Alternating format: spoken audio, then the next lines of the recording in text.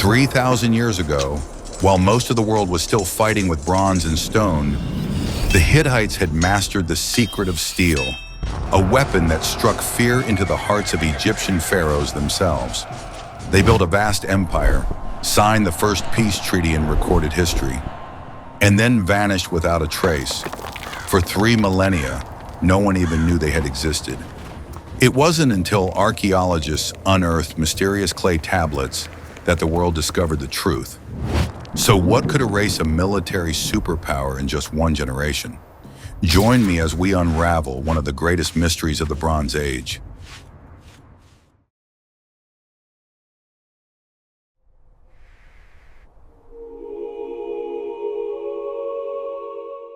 For 2 long millennia, the name of the great Hittite Empire was obscured, swept away from human memory as if it had never existed. They were reduced to mysterious whispers in religious texts and the arrogant chronicles of Egypt. For the world to remember their existence, it took a great coincidence of individual courage and political upheaval in the Middle East. That coincidence came in the 19th century. The Ottoman Empire, which had firmly locked the Anatolian lands, modern Turkey, from Western curiosity, was in decline. In 1834, its vast borders were gradually opened to European explorers and archaeologists. This created a golden opportunity, an unexpected quest. The goal was not gold or trade routes, but the pursuit of civilizations swallowed by time. In this context, a French archaeologist named Charles Texier set out to explore the rugged Anatolian plateau. Texier, like most scholars of his time, was preoccupied with the known ruins of Greece and Rome. His official goal was to find a lost Roman city called Tavium, but history had grander plans. During his journey across the desolate and lonely lands of Anatolia, he repeatedly heard a story. Local people, through generations, whispered about a mysterious ruin deep in the mountains, east of modern Ankara. They spoke of a remnant that was not Roman, not Greek, but far more ancient. The tales painted a picture of a colossal city of stone where enigmatic gods held sway. Texier, a man of adventure who was not bound by conventional archaeological dogma, decided to change course. He abandoned his initial objective and followed the oral histories. He ventured into the lonely wilderness of the mountains, where the silence was broken only by the wind passing through the ancient stones. And then he arrived. He stopped, stunned, mesmerized. Before him was a scene of magnificent ruin, yet proof of forgotten greatness. He saw the foundations of a massive stone city. It was unlike anything he had ever seen in textbooks. The strong walls, built with cyclopean stones, a monumental construction style, suggested the legendary fortresses of Mycenae, but the carvings were entirely alien. Long-haired, beardless men, but most notably wearing distinctively curled and upturned boots. These images showed a unique warrior culture, distinct from the familiar civilizations of the Nile Delta or Mesopotamia, adapted to Anatolia's snowy terrain. At the time, Texier could not know the true significance of this find, but he had just encountered the legacy of one of the greatest civilizations of the Bronze Age, a superpower that the world had forgotten for over 2 millennia. That forgotten city was Hattusa, the impregnable capital of the Hittite Empire. They were not a small tribe or a trivial mountain kingdom. They were a colossal nation, a true great power. At its peak, the empire held a ring of vassal states stretching across Anatolia, Syria, and the Levant, including sparkling cities like the legendary Troy, which the Hittites called Wilusa. Their supreme ruler, Great King Labarna, was revered as a deified embodiment, completely on par with, and even challenging, the Pharaoh of Egypt. With an elite army of chariots, they created a new world order, but even an empire of the gods, with massive stone walls and skilled chariot warriors, could fall to terrifying and mysterious tragedies. We will explore their most classic confrontation with Egypt. But first, we must understand where this empire was born. A strategic location, yet haunted by an ancient royal curse.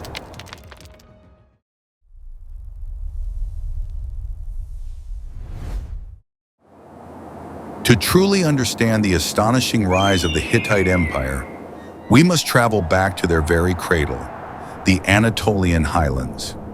Here, around 3000 BCE, was the home of the indigenous people called the Hatti. They were not the ancestors of the Hittites we later know. They spoke an isolate language, one that was neither Indo-European, like the later Hittite, nor Semitic, like Akkadian or Assyrian. The early Hatti world was quite stable and prosperous. They built extensive trade networks, creating an interconnected economy.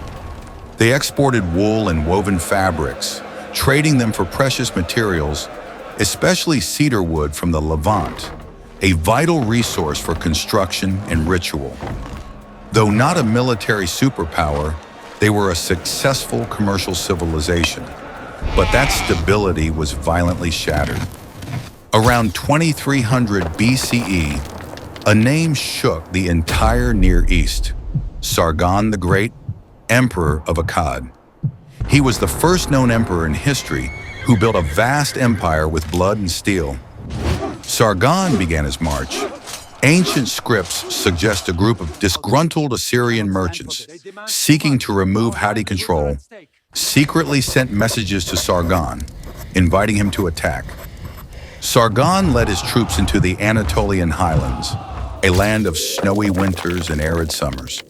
This terrain and climate were too unfamiliar to the Mesopotamians. A fascinating fact is that it was precisely because of the frequent snowfall on the Anatolian plateau that later Hittite footwear featured their distinctive, curled, upturned toes. They resembled early snowshoes designed to keep the foot from slipping. Sargon was victorious. He captured a large part of Hatti land, exposing their weakness and division to the Eastern powers. However, the decisive blow did not come from the Akkadians. It came from another direction. The north, the source of frequent historical storms. From the vast Eurasian steppes, a tribe of Indo-European-speaking warriors, riders, and cattle herders poured down en masse into Anatolia. This was a storm the indigenous Hatti never recovered from. These Indo-Europeans brought with them a completely new language, social structure, and warfare tactics. They didn't just occupy the land, they assimilated and replaced the Hatti ruling class.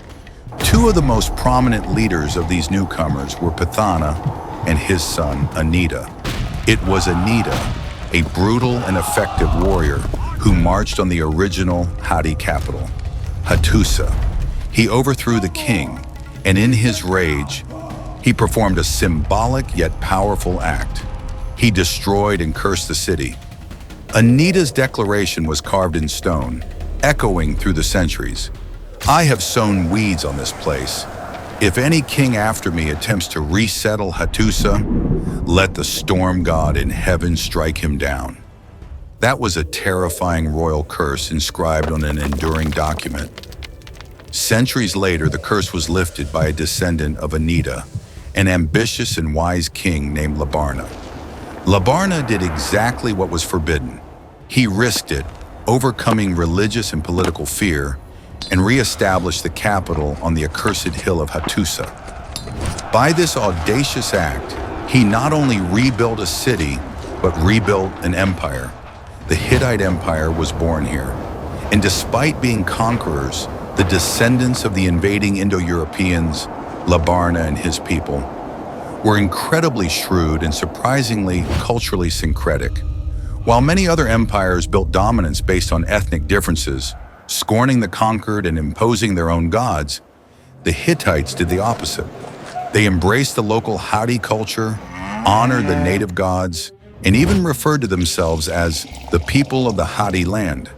They merged their Indo-European language with the cuneiform writing system of Mesopotamia in the local myths. This cultural and theological tolerance was the key to their 500-year endurance. It is a vital, forgotten historical lesson. Cultural integration is strength, bringing stability and vassal loyalty, not division and oppression.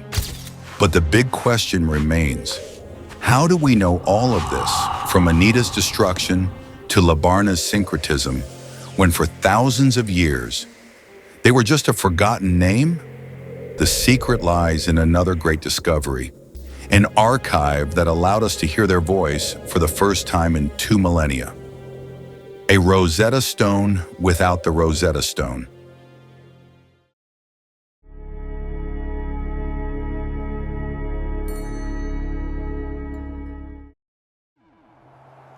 We have seen the Hittite Empire resurrected from a curse, but to understand their soul, their intellect, we need a key. That key was found in 1906 at the great ruins of Boğazköy, ancient Hattusa. A team of German and Ottoman archaeologists stumbled upon an unbelievable cultural treasure. Like Babylon, they discovered a massive archive containing over 25,000 cuneiform clay tablets. Many tablets were written in Akkadian, the common diplomatic language of the Bronze Age. But some were written in a completely unidentified language. The race to decipher began. Scholars worldwide plunged into an intellectual battle to break this code. The British Assyriologist Archibald Sayce made the shocking claim that these mysterious inscriptions must belong to a different people. Neither Greek nor Egyptian, they were the Hittites. Finally, in 1915, amidst the backdrop of World War I, a Czech scholar named Bedřich Hrozný made the breakthrough. He noticed similarities to modern words like bread and water. Hrozný had successfully cracked the code. The language was Hittite, an Indo-European language. This was a feat. It proved that even these warriors, who rode down from distant steppes, shared a linguistic origin with most modern languages in Europe or in Western Asia. More important than the linguistic connection, these tablets unveiled the truth. The Hittite Empire was a civilization with a strong historical consciousness. They had professional scribes who recorded countless myths from Mesopotamia and Anatolia, detailed legal codes, and historical events for future kings to learn from. They proudly called themselves the Land of 1,000 Gods. This was more than just a name. It was a philosophy. The Hittites practiced polytheism. They didn't just worship the storm god Turunda and the sun goddess Araniti. They honored the spirits of every plant, every rock, every spring around them. And more surprisingly, they practiced absolute religious tolerance. They never forced or discriminated against other beliefs. On the contrary, they integrated foreign deities into their own pantheon, syncretization. This religious tolerance was a complete contrast to the religious xenophobia common in ancient empires. It brought peace to their empire. But the strangest, most chilling aspect lay in their magical rituals. Their priests and prophets included snake gazers and bird watchers. But most unique were the old women, local sorceresses. Are you haunted by sin? The old women would tie bells to the feet of mice, then banish them up a hill, hoping the animals would carry your sins away. Are you afflicted with disease? Let them place bloody sheep organs on your body, hoping those organs would suck out the illness. And if you are having marital trouble, the old women would come, spit into the mouth of a sheep, a poor, unfortunate animal, and then burn it alive to heal the discord. These horrific rituals served a tight social order. But how was that order maintained? Let's look at their legal system, where humanity and horror coexisted. The most astonishing thing was their judicial system. While their neighbors, the Assyrians, were famous for their brutality, favoring live flaying and impalement, practicing violence to the point of discrimination against both populace and enemies. The Hittites prioritized financial penalties over capital punishment or mutilation. Even slaves, though slavery was common, had rights and could buy back their own freedom. This was a relatively humane social foundation. But that humanity did not extend forever. They had laws that we can hardly imagine. Vassal responsibility. If a merchant was robbed in a Hittite vassal state, that state itself was held responsible and had to compensate the merchant. Land responsibility. If a body was found on your land or closest to your land, you were considered guilty of murder. The most horrific. If you served unclean food to the king or the gods, a serious religious crime, you would be forced to eat human feces and drink urine as a gruesome punishment for purification. This combination of relatively lenient law for the populace, fines, and the most savage penalties to maintain religion and power over vassals helped the early Hittite kingdom become a great power. King Labarna, the founder, was the supreme judge and commander-in-chief of the military. But when he died, one problem became a festering sore in the dynasty. That was the throne assassination. Murder and conspiracy to seize the throne became a terrifying tradition for successive kings. How did this empire survive centuries of internal bloodshed to achieve its greatest glories? Sacking Babylon and facing off against Rameses the Great.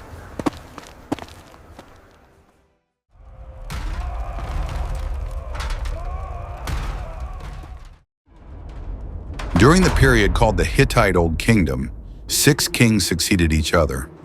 All were seasoned warriors, but their path to the throne was rarely peaceful.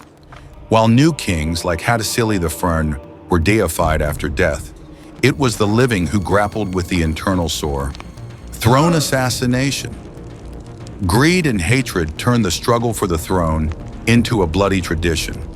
Yet it was during this period of chaos and royal violence that the Hittites perfected something that made them nearly invincible: strategic warfare. The great king Hattusa. I faced a problem that was not just military, but an existential threat to the civilization. That problem was tin.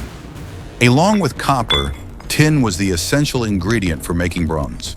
Without bronze, the empire could not arm its military. Without weapons, the inland Hittite Empire would have no chance of surviving this violent era. Unfortunately, the neighboring Hurrian kingdom began interfering with the trade route that brought tin from Assyria to the Hittites. This was a direct threat, a life and death technological spiral. Hattusa did the unthinkable. He understood that he needed to master the sea routes. He decided to turn towards the sea, a difficult move for an inland power, and attack the Hurrian port city of Alalak. His chronicles record the campaign in vivid detail. Hattusa leveled the Syrian city of Haha. He forced the local king to serve him like an ox, compelled to pull a cart laden with spoils back to Hattusa. This was total fury for those who dared block the empire's lifeline. Hattusa succeeded. He captured the port of Alalak, solved the tin problem, and opened the way for the invasion of all of Syria. But the person who brought the empire to its most glorious peak must be his grandson, Mursili. Mursili did not just destroy Aleppo. He executed a historical march. He led his troops across the Euphrates River, advancing straight to and sacking Babylon in 1595 BCE. This was the absolute peak of the Old Kingdom's power. They didn't just defeat Babylon, they annihilated the famous dynasty of Hammurabi, shaking all of Mesopotamia and leading to the rise of the new Kassite dynasty. The Hittites proved that no empire is untouchable. But then, true to their tragic tradition, the empire collapsed quickly. After Mursili I, the Hurrians and their allies counterattacked fiercely, burning and looting right up to Hattusa. Extended drought brought famine. The entire kingdom shrank to a fragile shell, with rebellions threatening to wipe out the Hittite state entirely. After decades of that chaos, finally a king emerged to bring stability: Telepinu. Telepinu didn't just re-establish borders and quell rebels. He did something greater. He issued a historical edict. This edict clearly regulated the line of succession. Only biological sons or sons of royal daughters were allowed to ascend the throne. This ended the throne assassination and became the foundation for the 500-year endurance of the Hittite royal lineage. Thanks to this rare stability, the Hittite Empire entered the New Kingdom phase around 1400 BCE, their greatest era, where they reached undeniable pinnacles of achievement. Now the empire was consolidated. They were ready for the war that would make history. How did this mighty army trick Ramesses the Great and force him to sign the world's first international peace treaty?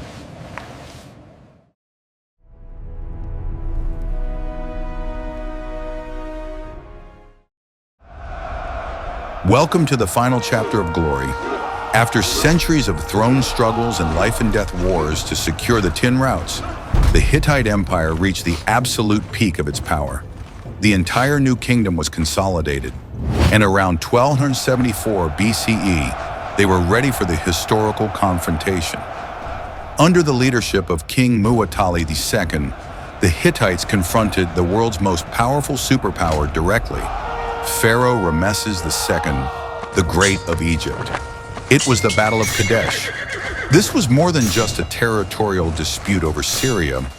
This was the battle that shaped the world order between the two largest and most advanced war machines of the Bronze Age. Two massive armies advanced on the city of Kadesh, where both powers were determined to assert supremacy over the strategic Levant region.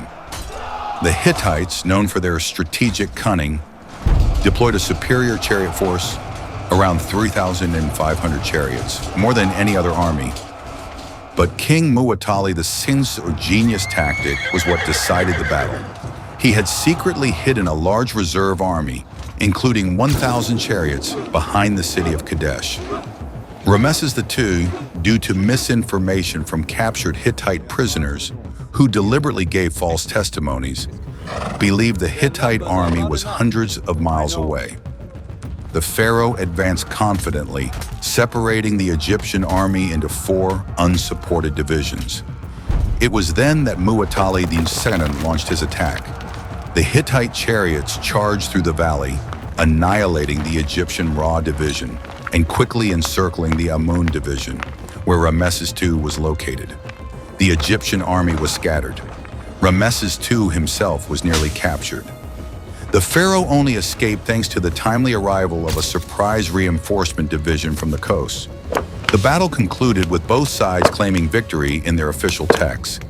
Ramesses inscribed his great triumph on Egyptian temples, while Muwatalli II maintained control over Kadesh. But the cold truth was, neither side won decisively. The war had reached a stalemate, and both superpowers were exhausted. A few years later, the two empires did what no power had ever done. They signed a formal peace treaty marking the end of a decades-long war. This treaty, inscribed on silver and clay tablets, is considered the oldest international treaty still existing in the world. The Kadesh Treaty confirmed the Hittites' status. They were the only rival the Great Egypt had to treat as an equal, parity, not a vassal. It showed the true balance of power in the Bronze Age. And when we speak of their power, let's not forget another shocking historical detail: the Trojan War. Ancient Hittite texts mention a place called Wilusa, almost certainly the Troy of Homer. Recent archaeological and textual evidence suggests that, during the legendary Trojan War, the Hittites were involved, defending their ally Wilusa against the Greek Mycenaean kingdoms. Could they have been erased from the Greek epic narrative to preserve the myth of a purely Greek victory? They reached their peak. They defeated every enemy on the battlefield, forcing Egypt to the peace table. But then they witnessed something more horrifying than any army. Military might cannot contend with nature. Towards the end of the Bronze Age, an unprecedented disaster occurred. A prolonged climate catastrophe, combined with severe drought, devastated agriculture, the lifeline of every empire. This resource exhaustion, coupled with internal revolts caused by famine, created a defense vulnerability. It was then that a mysterious and brutal wave of invasion by the Sea Peoples swept across the entire Middle East and Mediterranean. It was a total system collapse. While coastal cities in the Levant in Egypt struggled against the Sea Peoples, the capital Hattusa, deep inland, bore the greatest burden from famine and trade disruption. Eventually, the burden was too heavy. The palace was burned, likely due to civil war or revolts. The capital was abandoned. The cuneiform records abruptly ceased. The great Hittite Empire completely vanished into the darkness, leaving behind only a forgotten name in the Bible, a faint shadow in the myths. And that is precisely why we still study them. We study them to understand how could a powerful, resilient civilization with unique laws, rare religious tolerance, and brilliant military strategy be completely wiped out from history? They teach us that greatness is not eternal.